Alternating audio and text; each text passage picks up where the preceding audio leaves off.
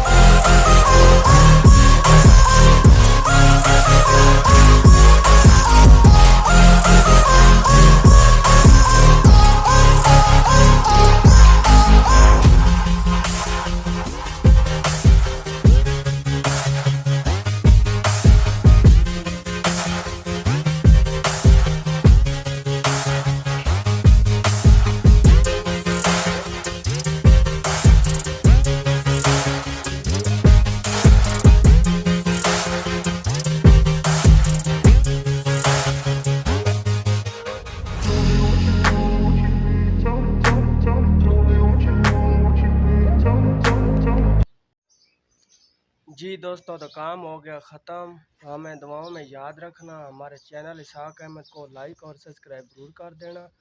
तो मिलते हैं एक नई वीडियो के साथ। सानू दियो इजाज़त। अल्लाह हाफिज़।